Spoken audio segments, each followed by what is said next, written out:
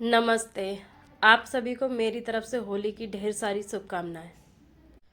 होली होली बसंत ऋतु में मनाए जाने वाला एक महत्वपूर्ण त्यौहार है। होली मुख्य रूप से भारतीय तथा नेपाली लोगों का त्यौहार है। होली हिंदू पंचांग के अनुसार फागुन मास की पूर्णिमा को मनाया जाता है। हर त्यौहार को मनाने के पीछे कोई न कोई कारण, कथाएं, रीति रिवाज जरूर शामिल होते हैं।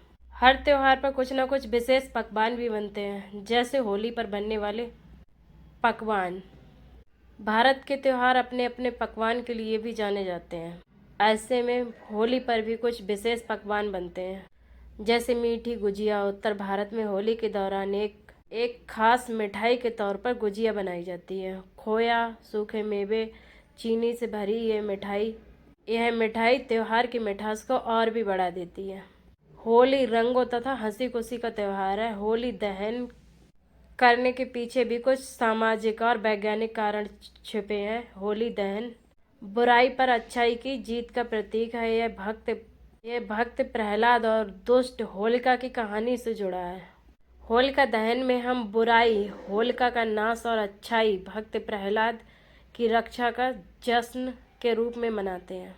होली रंगों का त्यौहार कहा जाने वाला यह त्यौहार रीति रिवाज से 2 दिन मनाया जाता है। पहले दिन होलिका जलाई जाती है, जिसे होलिका दहन भी कहते हैं। दूसरे दिन धुलेड़ी या धुली बंधन के नाम से भी या रंग खेलते हैं उस नाम से भी जानते हैं। जिस दिन हम रंग खेलते हैं उस दिन ढोल बजाकर होली के गीत गाए जाते हैं और घर घर जाकर लोगों को रंग लगाया जाता है। ऐसा माना जाता है कि होली के दिन लोग पुरानी दुश्मनी को भूलकर गले मिलते हैं और फिर से दोस्त बन जाते हैं। एक दूसरे को रंगने और गाने बजाने का दौर दोपहर तक चलता है। इसके बाद स्नान कर विश्राम करने के बाद नए कपड़े पहनकर शाम को लोग एक दूसरे के घर मिलने जाते हैं, गले मिलते हैं और मिठाइयाँ खिलाते हैं। आइए जानते हैं हम होली को कथा के अनुसार।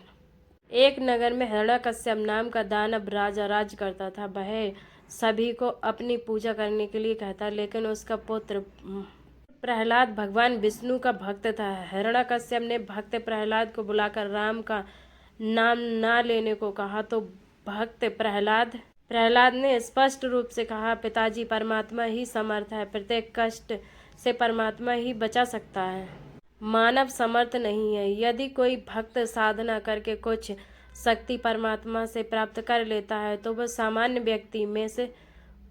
व्यक्तियों में उत्तम हो सकता है, परंतु परमात्मा से बड़ा नहीं हो सकता। यह बात सुनकर अहंकारी हिरण्यकश्यप क्रोध से लाल पीला हो गया और नौकरों और सिपाहियों से बोला कि इसको ले जाकर सर्पों के बीच डाल आओ। सर्पों के डसने से ये मर जाएगा। परंतु भक्त प्रहलाद को कुछ नहीं हुआ।